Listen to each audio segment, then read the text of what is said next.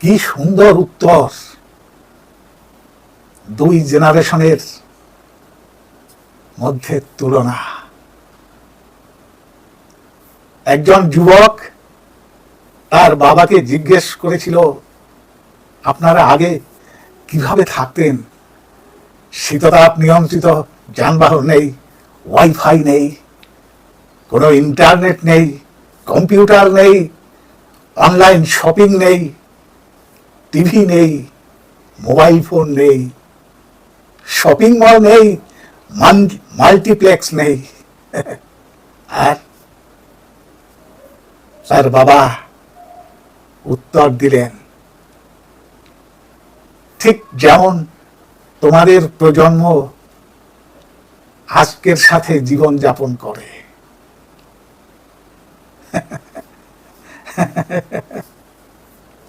প্রার্থনা নেই, সমবেদনা নেই, সম্মান নেই, কোনো শ্রদ্ধাবোধ নেই, কোনো চরিত্র নেই, লজ্জা নেই, বিনয় নেই, সময় পরিকল্পনা নেই, খেলাধুলা নেই, পড়া নেই।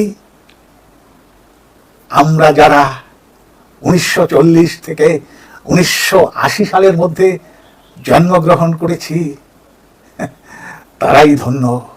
আমাদের জীবন একটি জীবন্ত প্রমাণ। স্কুলের পর সন্ধ্যা পর্যন্ত খেলতাম। আমরা কখনোই টিভি দেখিনি। আমরা প্রকৃত বন্ধুদের সাথে খেলতাম, ইন্টারনেট বন্ধুদের সাথে নয়। আমরা যদি কখনো তৃষ্ণার্ত অনুভব করি, আমরা বোতলের জল নয়, কলের জল পান করি। আমরা কখনোই অসুস্থ হইনি, যদিও আমরা 4 বন্ধুর সাথে একই গ্লাসে জুস শেয়ার করতাম। আমাদের কখনোই ওজন বাড়েনি, যদিও আমরা প্রতিদিন প্রচুর প্রচুর ভাত খেতাম। খালি পায়ে ঘোরাফেরা করেও আমাদের পায়ের কিছুই হয়নি। আমাদের মা বাবা কখনোই আমাদের সুস্থ রাখার জন্য কোনো সাপ্লিমেন্ট ব্যবহার করেননি। আমরা নিজেদের খেলনা তৈরি করতাম এবং সেগুলো দিয়েই খেলতাম।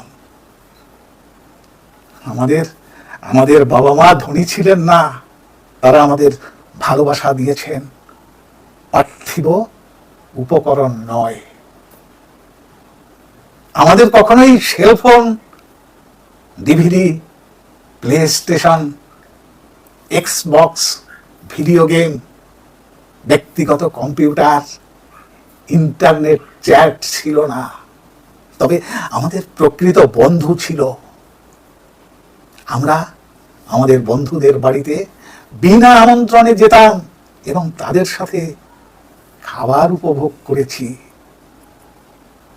আমরা হয়তো কালো এবং সাদা ফটোতেই ছিলাম, কিন্তু সেই ফটোগুলিতে রঙিন স্মৃতি খুঁজে পেতাম। আমরা একটি অনন্য এবং সবচেয়ে বোধগম্য প্রজন্ম, কারণ আমরা শেষ প্রজন্ম যারা তাদের পিতামাতার কথা শুনেছি, আর প্রথম প্রজন্ম যারা তাদের সন্তানদের কথা শুনতে হচ্ছে, তাদের সন্তানদের কথা শুনতে হচ্ছে। তাই নয় কি? ভালো থেকো, সুস্থ থেকো, ভালোবাসা নিও, শুভেচ্ছা নিও, সাথে সাথে তোমাদেরও চেতনার উন্নতি ঘটুক, এই প্রত্যাশা রাখি।